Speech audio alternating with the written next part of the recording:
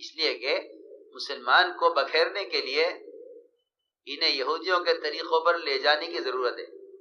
باطل اس کوشش میں ہے کہ انہیں بکھیرنے کے لیے سب سے پہلے ان کے وہ طریقے بدلو جو طریقے آپس کی محبت پیدا کرتے ہیں.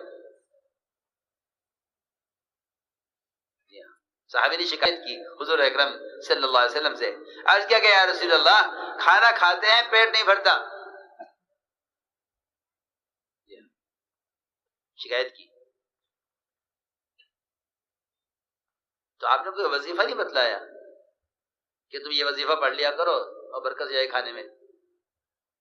جی ہاں، حالانکہ میں سمجھتا ہوں کہ مسلمانوں کی آپس کی اجتماعیت سے بڑھ کر غیبی مددوں کے برکتوں کے نزول کا اور کوئی سبب اور کوئی وظیفہ نہیں ہے. اور آپس کی اجتماعیت نہیں ہے تو جتنی چاہے عبادتیں کر لو، جتنے چاہے برکتوں کے وظیفے پڑھ لو، جتنے چاہے برکتوں کے تعویذ کرا لو، برکتیں اس میں نہیں ہیں. جی ہاں، صحابی نے شکایت کی. عرض کے گئے رسول اللہ کھانا کھاتے ہیں لیکن پیٹ نہیں بھرتا. آپ نے کیا جواب دیا؟ آپ نے فرمایا لعلکم تفترقون، کھانا الگ الگ کھاتے ہوگے، الگ الگ پلیٹ میں لے کر کہ الگ کھاؤ، تم الگ کھاؤ، تم الگ کھاؤ. جی ہاں، ابھی ہماری کیا عرض کروں، بس شکایت ہوگی. کام کرنے والوں میں بھی یہ بیماری ہو گئی ہے کہ الگ الگ کھاؤ. حالانکہ جس پلیٹ میں جتنے ہاتھ پڑتے ہیں اس میں برکت کا مطلب یہ نہیں کھانا زیادہ ہو جائے. جی ہاں، لوگوں کا سارا برکتیں زمانے میں برکتیں سمٹ کر صرف کھانے کی زیادتی پر آ گئی ہیں. پیسے میں برکت ہو گئی، پیسے زیادہ ہو گیا، کھانے میں برکت ہو گئی، کھانے زیادہ ہو گیا. حالانکہ یہ برکت نہیں ہے. صحابہ کے بہت قصے ہیں ایسے کہ جس میں برکت کا مطلب کھانے کا بڑھنا نہیں ہے. کھانا بھی اتنا ہی تھا لیکن سب کے لیے کافی ہو گیا. کھانا بڑھا نہیں، کہیں کھانا بڑھتا نظر بھی آیا ہے، لیکن بہت سی جگہ آپ دیکھیں گے صحابہ کے واقعات میں کھانا بڑھا نہیں. تو میں عرض کر رہا تھا کہ لوگ برکت زیادتی کو سمجھتے ہیں کہ مال کی زیادتی برکت ہے. کہ نہیں، مال کی زیادتی برکت نہیں، بلکہ برکت کسے کہتے ہیں؟ برکت کہتے ہیں امن اور سکون کی زندگی کو. برکت کہتے ہیں امن اور سکون کی زندگی. برکت امن اور چین کی زندگی کا نام ہے. جی ہاں، کھانے میں اطمینان اور بیماریوں سے نجات اور پریشانیوں سے نجات، یہ برکت کا لفظ ان سارے مسائل پر مشتمل ہے جتنے دنیا میں مسائل پیش آ رہے ہیں. ان سب کا ان مسائل کے پیش نہ آنا یہ برکت ہے، یعنی امن کی زندگی. تو میں نے عرض کیا کہ صحابی نے شکایت کی کہ کھانا کھاتے پیٹ نہیں بھرتا. فرمایا لعلکم تفترقون، کہ تم کھانا الگ الگ کھاتے ہوگے. اس لیے ہم نے ایک بات عرض کی ہے کہ آپس کی محبتیں اور قرب وہ تو ایمان اور اعمال صالحہ پر ہے. عمر رضی اللہ تعالیٰ عنہ کہ یہاں ایک صاحب آئے، اللہ کے راستے سے جب بھی واپس ہوئے، اللہ کے راستے میں نکلے ہوئے تھے، غزوے میں ہاتھ کٹ گیا، واپس آئے، دایاں ہاتھ کٹا ہوا تھا پہنچے سے. عمر رضی اللہ تعالیٰ عنہ نے ملاقات کی، حالات پوچھے، کاغذری سنائی. اسی درمیان میں حضرت عمر کے کھانے کا وقت آ گیا، دسترخوان لگنے لگا، دسترخوان لگا، کھانا رکھا گیا. تو عمر رضی اللہ تعالیٰ عنہ کو کہ دسترخوان پر انہیں خیال یہ ہوا کہ میرا ہاتھ کٹا ہوا ہے، اور اس کٹے ہوئے ہاتھ کو دیکھ کر لوگ گھن کریں گے، لہذا بہتر ہے کہ میں یہاں سے خاموشی سے نکل جاؤں، کیونکہ میرے ساتھ کھانا پسند نہیں کریں گے۔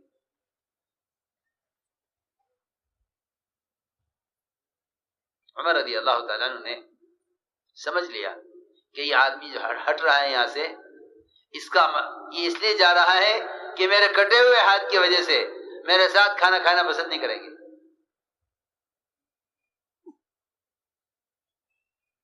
حضرت سمجھ گئے، فرمایا یہاں آؤ، یہاں بیٹھو دسترخوان پر۔ اور عمر رضی اللہ عنہ نے قسم کھائی اور یہ فرمایا کہ میرے ساتھیوں میں سے کوئی اس وقت تک برتن میں ہاتھ نہیں رکھے گا کھانے کے لیے جب تک تم اپنا کٹا ہوا ہاتھ اس برتن کے اندر نہیں گھما دو گے۔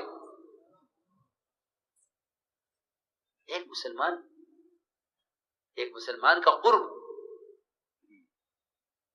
ایک مسلمان کا قرب دیکھو تو صحیح۔ جی ہاں، وہ تو ہم بات ہے، ایک مسلمان کا قرب کہ میں اس کی اتنا قریب ہوں، یہ گھبرا رہا ہے میرے ساتھ کھانا کھانے سے کہ میرے کٹے ہوئے ہاتھ سے لوگ گھن کریں گے، مجھے دسترخوان پر نہیں بیٹھنا چاہیے۔ وہ تو دسترخوان پر بیٹھنے سے بچ رہا۔ اور عمر نے کہا میں نے قسم کھا لی ہے جب تک تو ہمارے کھانے میں اپنا کٹا ہوا ہاتھ نہیں گھما دے گا ہم میں سے کوئی کھانا نہیں کھائے گا۔ سوچو تو صحیح، ایک مسلمان کا قرب حاصل کرنے کے لیے اور ایک مسلمان سے اپنی محبت کو ظاہر کرنے کے لیے،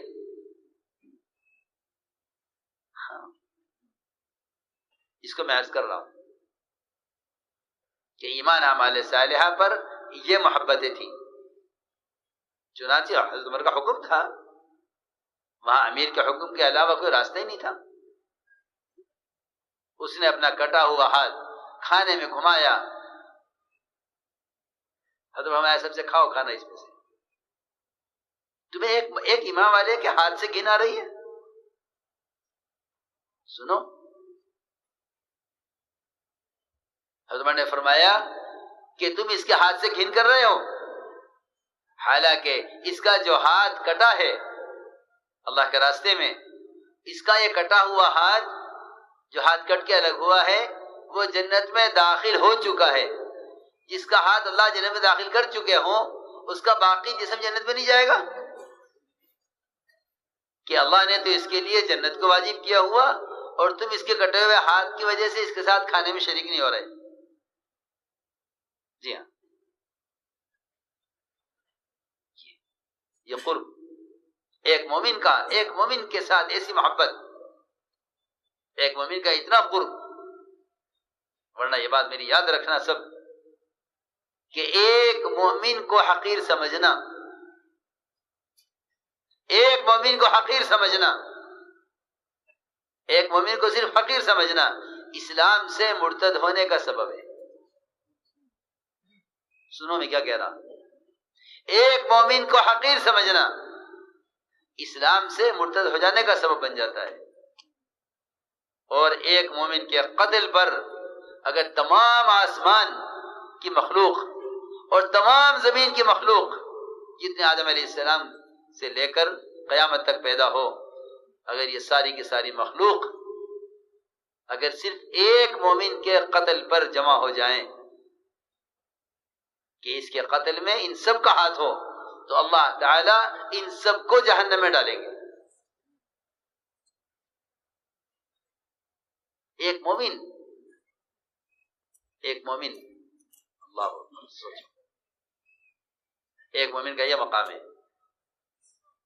کہ اگر ایک مومن کے قتل پر زمین آسمان کی تمام مخلوق ایک مومن کے قتل کے کیس میں ہے، ایک مومن کے صرف، تو اللہ تعالی ان سب کو ایک ساتھ جہنم میں اوندھے منہ ڈالیں گے کہ یہ سب ایک مومن کے قتل میں شریک ہے۔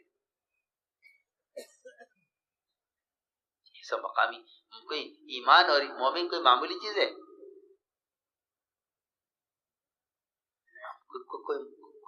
یہ کوئی معمولی چیز ہے؟ لیکن وہی بات ہے کہ نہ ایمان کی تحقیق ہے اور نہ مومن کی خبر ہے کہ ایمان کسے کہتے ہیں، مومن کسے کہتے ہیں۔ میں نے ایک بات عرض کی ہے کہ کسی مومن کو حقیر سمجھنا یہ اسلام تک سے محروم کر دیتا ہے. حضور اکرم صلی اللہ علیہ وسلم نے جو امت بنائی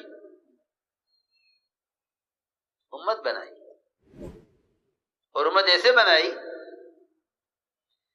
کہ جو ان کے قبیلے کے، ان کی قوم کے، ان کی زبان کے، ان کے رنگ کے، ان کے ملک کے نہیں تھے، ان کو وہ درجہ دیا، وہ موقع دیا کہ دوسرے اپنے رشک کرتے تھے اس پر، بلکہ رشک کیا کرتے تھے؟ اعتراض کرتے تھے. حضور اکرم صلی اللہ علیہ وسلم نے ایک مومن کے ساتھ قرب کس طرح سمجھایا. حضرت اسامہ جب آئے چھوٹے تھے، ناک بہتی تھی. جب مدینے پہنچے تو چیچک ہو گئی، چیچک کے داغ چہرے پر، کالا رنگ. روایت میں ہے کہ ناک چپٹی، بہت بد شکل تھے. ریکنسٹرکشن آف امہ dailymarkers.com. روایت میں ہے کہ گھر کی چوکھٹ پر ٹھوکر لگی اور گرے اور پیشانی لگی زمین پر، جس سے خون بہنے لگا. اب اے عائشہ جلدی اٹھ، دیکھ تو صحیح، اسے اسامہ کے چوٹ لگ گئی ہے، اس کی ناک صاف کر اور اس کا خون صاف کر دے جلدی. حضرت عائشہ فرماتی ہیں مجھے بہت گھن آئی کہ میں کیسے ناک صاف کروں اس کی، کیسے اس کا خون صاف کروں. مجھے ذرا کراہیت محسوس ہوئی. آپ سمجھ گئے کہ عائشہ کو اسامہ کی ناک صاف کرنے اور اس کی پیشانی سے خون صاف کرنے پہ کراہیت ہو رہی ہے. تو میں نے یہ عرض کرنا تھا کہ حضور اکرم صلی اللہ علیہ وسلم نے امت کس طرح بنائی ہے. حضرت عائشہ فرماتی ہے مجھے کراہیت ہوئی. آپ صلی اللہ علیہ وسلم خود اٹھے، آپ نے اپنے گھر والوں کے دل سے ایک اجنبی آدمی کی کراہیت کو ختم کرنے کے لیے اور ایک اجنبی آدمی کی محبت پیدا کرنے کے لیے حضور اکرم صلی اللہ علیہ وسلم نے اپنے ہونٹوں سے، اپنے منہ سے ان کے زخم سے خون کو چوسا.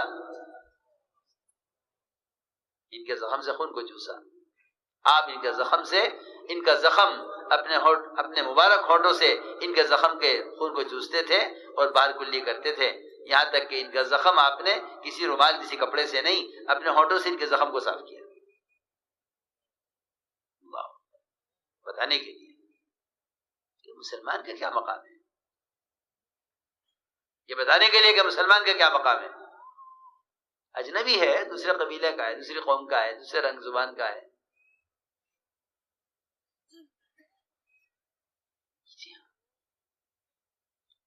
پھر یہی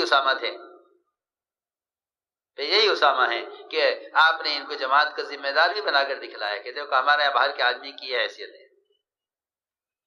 اور اس سے بڑھ کر میدان عرفات میں چلنے کا وقت ہو گیا، سارے کبار صحابہ آپ کے ساتھ، تاخیر ہوتی گئی نکلنے میں. وہ ہر ایک پوچھتا تھا کیوں دیر ہو رہی ہے، کہ آپ کیوں نہیں تشریف لے جا رہے ہیں، آپ کیوں نہیں چلتے. اور سارے صحابہ آپ کے انتظار میں کہ آپ چلیں گے، صحابہ چلیں گے. پوچھا گیا کیوں تاخیر ہو رہی ہے، تو بتایا گیا کہ حضور اکرم صلی اللہ علیہ وسلم وہ انتظار کر رہے ہیں حضرت اسامہ کا، وہ کسی حاجت سے گئے ہوئے تھے. جب آئے حضرت اسامہ، فرمایا ہاں اسامہ آ گئے ہیں، اب چلو. سوچو تو صحیح. جی ہاں، امت کے ایک ایک فرد کی خبر اور امت کے ایک ایک فرد کو لے کر چلنا.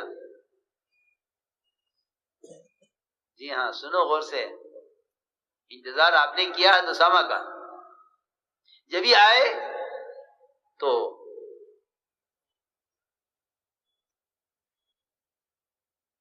اہل یمن نے کہا کہ اس کے انتظار میں ہمیں روکا گیا، اس کی کیا حیثیت ہے؟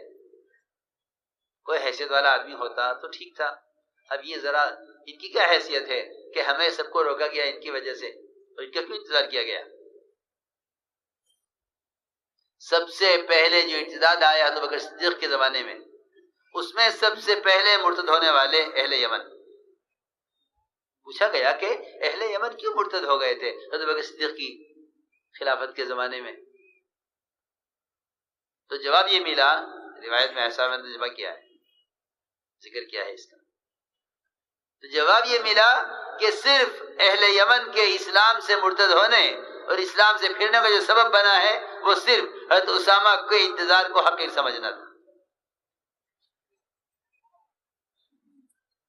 میں ساری بات اس پر سمجھا رہا تھا کہ یہ آپس کی جو محبتیں ہیں جس سے انسان بن کر جیے دنیا میں، یہ جب ہو سکتا تھا کہ جب ایمان اور اعمال صالحہ، ساری بات سمجھا کے عرض کیجیے کہ حضور اکرم صلی اللہ علیہ وسلم نے اپنے صحابہ کا یقین اسے ہٹایا تھا کہ نہیں، کائنات کی شکلوں کا، تغیرات کا کائنات سے کوئی تعلق نہیں۔ اس پر صحابی نے عرض کیا تھا کہ ہاں ایک اونٹ کو خارج ہوئی تھی، سب کو ہو گئی۔ فرمایا نہیں، ہر چیز اللہ کی طرف سے براہ راست آتی ہے ہر ایک کے لیے، نظام کائنات کا کائنات سے کوئی تعلق نہیں ہے۔ سائنس یہ پڑھاتا ہے کہ نظام کائنات سے چل رہا ہے، اس لیے آپ دیکھیں گے ان کالجوں میں پڑھایا جاتا ہے کہ زلزلے کیوں آتے ہیں، حالانکہ زلزلے کا تعلق وہ زمین کی شکل سے نہیں ہے، زلزلے کا تعلق مسلمان کے زنا کے عمل سے ہے،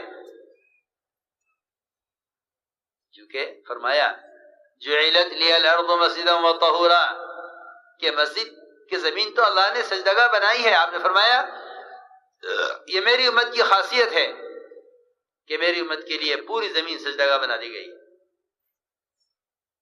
پہلی امتوں کی عبادتیں ان کے عبادت خانے میں ہوا کرتی تھی، اس امت کی خاصیت یہ ہے کہ اللہ نے اس پوری زمین کو مسلمان کے لیے پاک بنا دیا اور سجدگاہ بنا دیا۔